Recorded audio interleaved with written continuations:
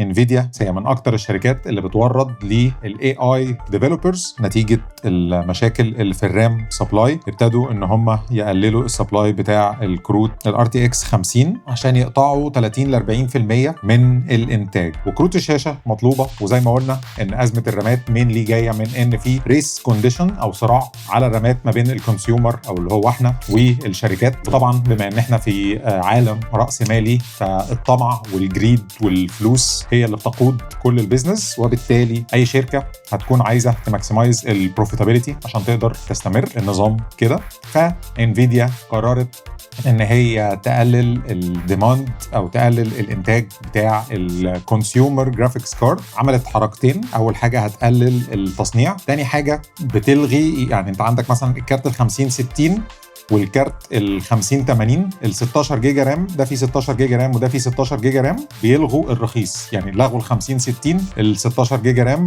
وسابوا ال 50 80. نفس الكلام ال 50 70 ال 16 جيجا رام لغوه وخلوا ال 50 90، لان ال 50 80 وال 50 90 اغلى. البروفيت بتاعهم واضح ان هو اكبر، يعني مش حاطين نفس البروفيت مارجن. اعتقد ازمه الرامات مكمله معانا طول ما الاي اي مكمل معانا، وفي كمان ازمات في العالم كله. 2026 هتكون من اغلى السنين بالنسبه للكمبيوترز على الرامات، واعتقد ان كل الشركات هتريسبوند للمشكله دي، حتى وان كانت ابل did not respond till now. اعتقد ان هم رغم انها من الشركات الغنيه هيغلوا برضو، وشركات الجيمنج وشركات البي سيز كله هيغلي. نينتندو اول شركه العاب تبتدي تريسبوند في التسعير لزيادات الاسعار خاصه في الرام. نينتندو قررت انها تسعر الفيزيكال جيمز اغلى ب$10 من الديجيتال جيمز. الاستورج بقت غاليه، وفي الطباعه والتوزيع والباكجينج والشيبينج كل ده الديجيتال بيوفره. فانا كنت شايف ان هو استهبال من الاول ان هم يخلوا الديجيتال بنفس سعر الفيزيكال. فانا شايف ان هي حركه مرتبطه بغلو الاسعار، لكن الموضوع من البدايه كان فيه طمع، وده مش في مصلحه الكونسيومر. الخبر اللي معانا بقى ده طبعا شائك، وهو عن الهاردوير او الاي اي والالعاب الثلاثه مع بعض. انفيديا DLSS 5 عامل مشاكل. الدي ال اس اس هو تكنولوجي للاب سكيلينج من انفيديا، بتنزل في كروت الانفيديا زي كده الاي ام دي اف اس ار. الدي ال اس اس هو ديب ليرنينج سوبر سامبلينج، هو تكنيك بيستخدم الماشين ليرنينج في ان هو يعمل الاب سكيلينج للايمجز لكومبيربل برودكتس عند اي ام دي، وفي برضو عند ابل وعند سوني كمان نزلت حاجه. ولكن باختصار الانفيديا جرافيكس كارد بيبقى فيها زي هاردوير موديول بيقدر يعمل اب سكيل للفريمات، وبالتالي من اول ما قالوا يا دي ال اس اس الفريم ريتس بتاعت الالعاب زادت بشكل مخيف، لان هو بيقدر ياب سكيل في الجرافيكس كارد. فبدل ما اللعبه محتاجه انها تطلع ريزوليوشن 4K او فول اتش دي، ممكن يطلع ريزوليوشن اقل. يعني على سبيل المثال بدل ما تطلع 3840 في 2160 ممكن تطلع 1920. فبالتالي انت بدل ما الكارت يرندر كل فريم 3840 بكسل هيرندر 1920، فيقدر يعمل ضعف الفريم ريت. والهاردوير موديولز دي تقدر تعمل اب سكيل وتطلع الصوره بريزوليوشن اعلى. فكرته ان هو بيقدر ياخد كذا فريم ورا بعض، ومن خلال تحرك الفريمات دي بيتوقع الصورة دي في الهاي ريزوليوشن كانت عاملة ازاي، وبيطلع نتائج فعلا شارب جدا عن النيتيف ريزوليوشن بفريم ريت عالي.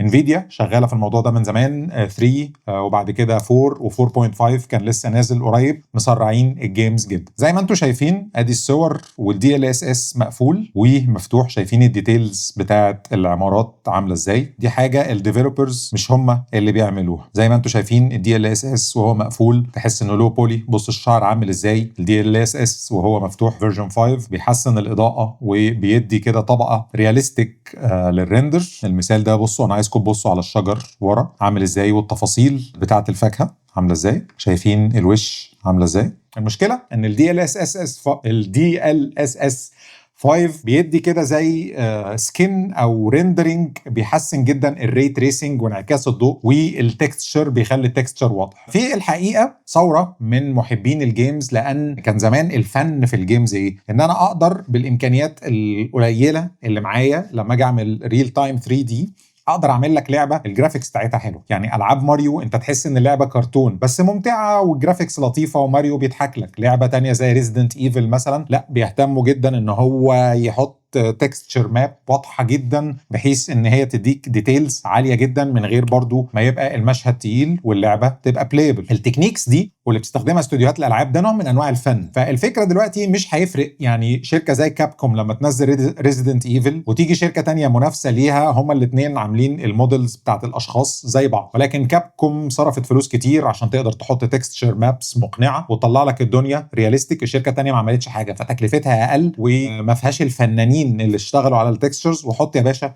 على الكارت بتاع انفيديا والكارت هو اللي هيعمل كل حاجه. الناس شايفين ان هو دلوقتي ال DLSS 5 بيحسن جوده الصوره بنسبه 10-20%، ولكن في تخوف بعد كده ان هو ايه، زي ما كان في الخبر اللي انا عامله شير كان بيقول لك ذا ايسنج اون ذا كيك، الكريمه اللي فوق الكيك، فهو 10% والكيكه هي 90% اللي بيعملها الديفلوبر. متخوفين جدا بعد كده ان ما يبقاش فيه كيك والموضوع يبقى ايسنج بس. انا شايف ان هو نوع من انواع لضياع الكرياتيفيتي، ولكن سيلافي الاي اي اوريدي دخل على الفنانين اللي بيعملوا الافلام، فمش هيسيب الجيمز في النهايه خالص. هي تول، هيبان بقى فروق الشركات والدنيا رايحه لفين. ولكن انفيديا اتهاجمت جامد جدا جدا جدا، وجينسن هوانج دافع عن الموضوع ده بقوه. يعني جهازين من CES 2026 شركة ريزر بعدت بقى شوية عن الماوسات والجيمنج بريفرالز وعملت هذا الهولوجرام اسمه ريزر افا. هذا الريزر افا هو هولوجرام بيتحط على المكتب بتاعك، بيبقى فيه كاركتر بيقدر يشوف اومني دايركشنال، يقدر يعمل لك بلاننج لوقتك ويعمل لك سكيدولينج ويساعدك في البرين ستورمينج، وكمان لو انت بتلعب فيديو جيمز يقدر يقول لك نصيحه او يقول لك على الغلطات. وبيبقى شكله سو كول، متوصل بالكمبيوتر وبيقدر يشوفك ويكلمك ويسمعك، وتقدر تختار من كذا افاتار زي دول. والافاتارز كمان كاستمايزبل. انا شايفها الصراحه حتى لو جيمك حاجه ظريفه جدا للي عايز يحط حاجه شكلها روش على المكتب، وفي نفس الوقت احلى من امازون اليكسا لو الفيتشرز اللي فيها حقيقيه فعلا. هم قالوا ان هي ما فيهاش نيتيف اي اي موديل، المودلز اللي فيها تقريبا هتبقى باستخدام حاجات من الموجوده زي تشات جي بي تي او جيميناي. هوبفولي ان ما تجيش بقى شركه كبيره تركب على البرودكت سواء امازون سواء جوجل ويعملوا برودكت، لان انا دايما بشجع الشركات الصغيره لان بتبقى الانوفيشن عندهم لسه عالي. وريزر كنت اتكلمت عنها قبل كده انها بتعمل كواليتي برودكت. زي ما انتم شايفين فيها كاميرا ومايكات، والافاتار بيبقى بالحجم ده وال اي دي تحت. شايفه اختراع ظريف، جهاز جدير بالاهتمام حتى لو شياكه. بس طبعا ما اعرفش سعره كام، بس لو سعره مقبول يتبلع. يعني الروبوت الرومبا او الروبوت اللي هو بيكنس، وفي منهم دلوقتي بيكنس ويموب بيمسح، من اشهر الشركات طبعا اي روبوت او اللي هي الرومبا، وكمان انكر دخلت باليوفي. ولكن في شركه صيني اسمها روبوفاك. الكومبيتيشن دلوقتي ما بين الشركات ان لو في حد عنده مثلا بيت فيه دورين وسلم داخلي، السلم ده هيتعمل ازاي؟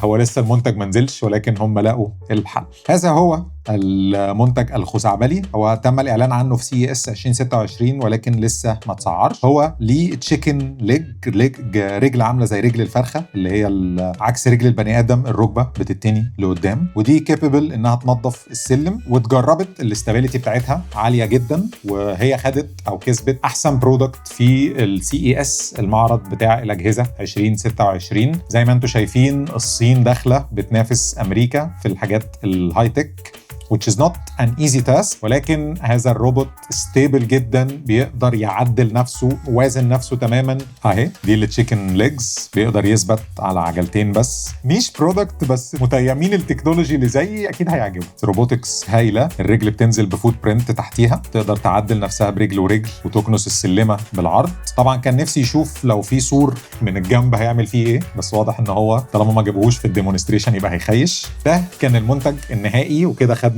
جولة تكنولوجية بسيطة. بتمنى ان المنتجات اللي احنا عرضناها تكون عجباكم والاخبار كانت خفيفة. بتمنى الحلقة تكون عجبتكم، واشوفكم قريبا على خير.